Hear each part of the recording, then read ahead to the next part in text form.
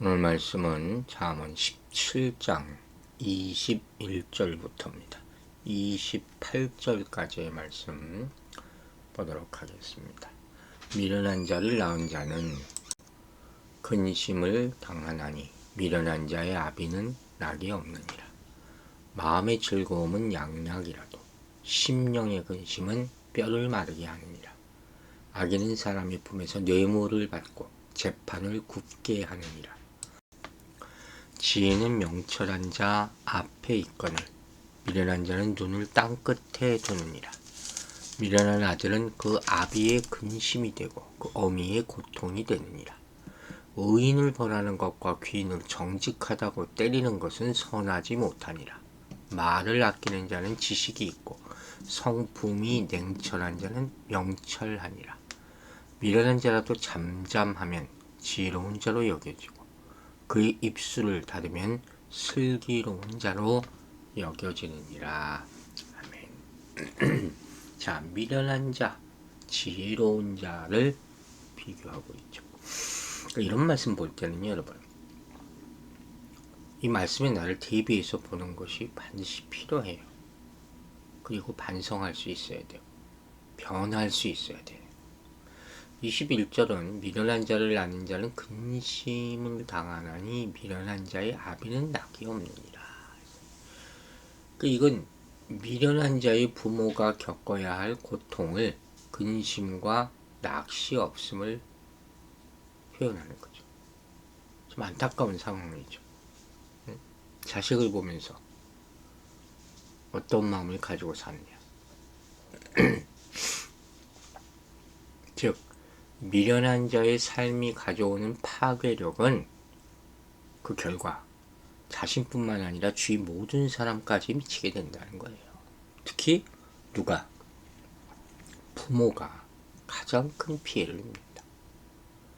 여러분, 자녀가 미련하다 안타까운 말이죠. 부모의 책임도 있죠. 그렇게 키웠으니까. 일평생 근심하는 거예요. 물론 자식은 일평생 근심해요. 잘 낳건 못 낳건. 그게 부모의 의무예요. 어찌 보면. 그러나 오늘 본문같이 이런 미련이라는 단어를 통해서 보는 부모는 그 근심이 뼈를 마르게 하는 고통을 가져온다. 22절에 나오는 거잖아요. 뼈를 마르게 한다. 얼마나 힘들겠습니까? 자식이 마음대로 안 되잖아요. 그것도 참 한 인생의 축복이라고 할 수가 있어요. 비극이라고 할 수도 있는 것이고. 23절은 악인은 사람의 품에서 뇌물을 받고 재판을 굽게 하느니라. 여기 뇌물을 받고 재판하는 자에 대한 잠언이죠. 이러한 자는 올바른 판단의 길을 굽게 한다. 구부러지는 거죠. 우리가 이 구부러진다 하는 것은 항상 인생의 길이라는 단어와 연결시켜 생각했죠. 수많은 길이 있어요. 굽게 하고 바르게 하는 것은 그 길이 굽어서 바르게 해서가 아니라 내가 어떤 길을 가느냐 거기 달려있다 그랬어요. 여기 나오는 사람의 품에서 뇌물을 받는다는 표현은 은밀한 뇌물을 받는 거예요. 뇌물이 다 은밀한 뇌물이죠. 몰래 감춰서 받는 것. 이렇게 되면 어떻게 해요? 재판이나 상황 판단에 있어서 왜곡된 결정을 이끌어내죠. 재판하는데 뇌물을 재판관이 받으면 되겠습니까? 오늘날 이런 재판이 많죠. 이런 재판관도 많고. 그래서 세상에 정의가 사라지는 거예요. 24절은 지혜는 명철한 자 앞에 있거늘 미련한 자는 눈을 땅 끝에 두느니라. 저는 이런 말씀을 참 좋아해요. 그러니까 이러한 자들의 잘못된 관점을 지적하고 있는 것이죠. 지혜는 명철한 자의 앞에 있다. 이 말은 명철한 자는 앞에 있는 지혜를 직시함으로써 교훈을 얻는다는 거예요. 여러분, 지혜가 우리 앞에 없는 게 아니에요. 안 보는 거지. 미련한 자는 보이지도 않는 땅끝을 바라봐. 현실감이 없는 거죠. 그것을 이루기 위해 뇌물을 받고 부를 축적하고자 한다. 봐야 될 것 보지 않고 보지 말아야 될 것 보는 그런 현상을 말하고 있죠. 25절은 미련한 아들은 그 아비의 근심이 되고 그 어미의 고통이 되니라. 영구적인 자문에 계속 나오잖아요. 21, 20절과 같은 맥락이죠. 미련한 아들과 그 부모의 관계. 아들을 미련하게 양육한 책임. 이것도 부모에게 있다는 거예요. 자식만 탓하는 말이 아니라. 그래서 결국 일평생 근심과 고통 가운데 살아가야 한다는 거예요. 자식이 부모가 자식을 탓할 수가 없죠. 서로의 책임이 있는 것이죠. 26절 보세요. 의인을 벌하는 것과 귀인을 정직하다. 때리는 것은 선하지 못하다. 이 말씀은 13절, 15절과 마찬가지로 의인과 악인에게 적합하지 않게 대하는 것은 창조 질서를 파괴하는 것이다. 하나님은 의인을 사랑하시죠. 의인을 세우시죠. 악인을 벌하시죠. 싫어하시죠. 그런데 만일 우리가 인간으로서 그 판단을 반대로 한다면 어떻게 됩니까? 그럼 하나님이 세우신 창조 질서에 부합하지 않는 것이다. 이게 선하지 않은 것이다 하는 말이에요.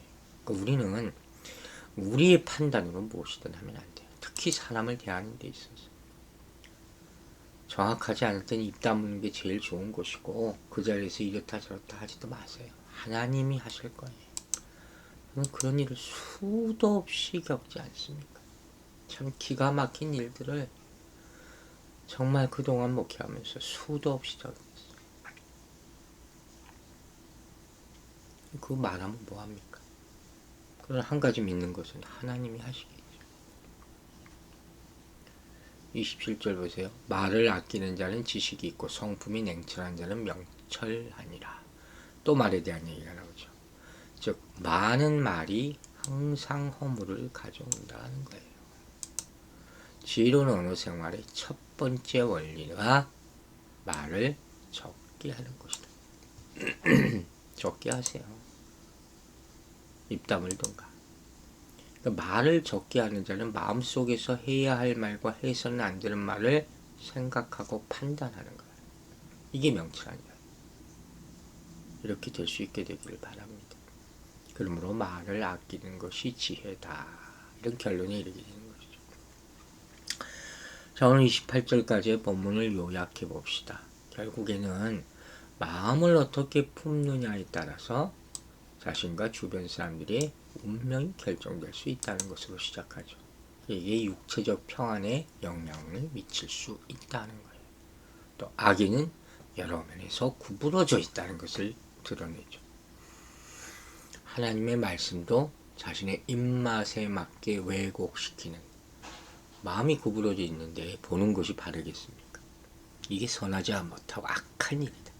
그러므로 그릇되게 판단하게 되고 모든 상황을 나쁘게 만들 수 있기 때문에 차라리 아예 말을 하지 않는 것이 훨씬 지혜로운 것이다. 그러나 안타깝게도 악이라는 것은 패역한 혀를 동시에 가지고 있어. 그래서 악을 나타내는 거예요. 여러분, 다른 무엇을 얻는 것보다 하나님 앞에 정직한 마음을 지키는 것이 가장 중요합니다. 왜? 하나님이 세상을 경영하시는 분이기 때문에 그분의 뜻을 바로 알고 행하는 자가 복을 누리게 되기 때문이에요.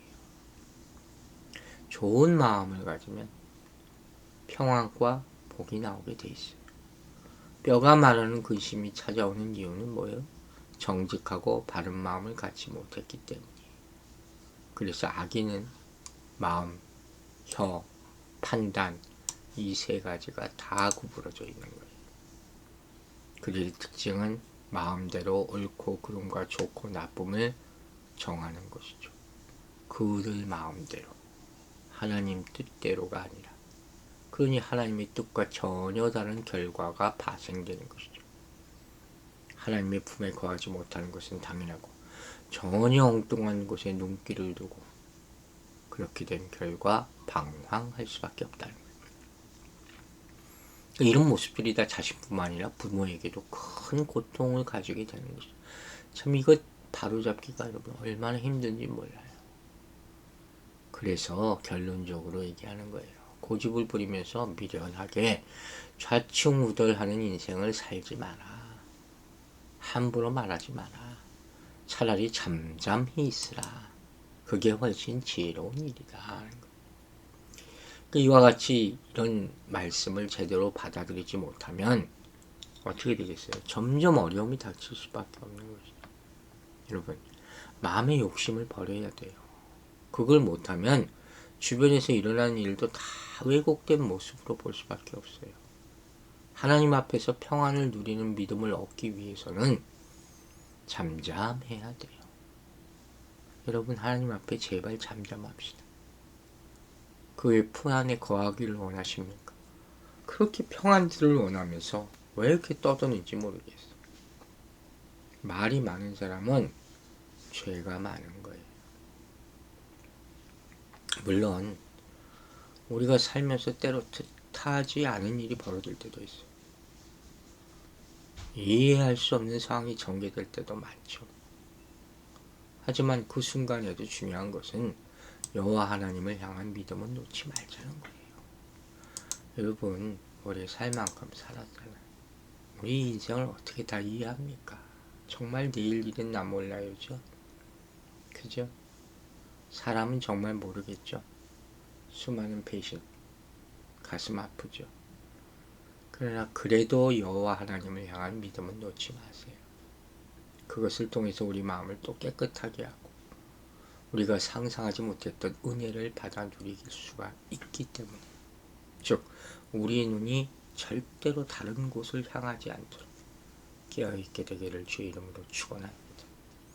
그러기 위해서 우리는 항상 바른 마음을 먹어야 돼요. 마음을 바르게 하라.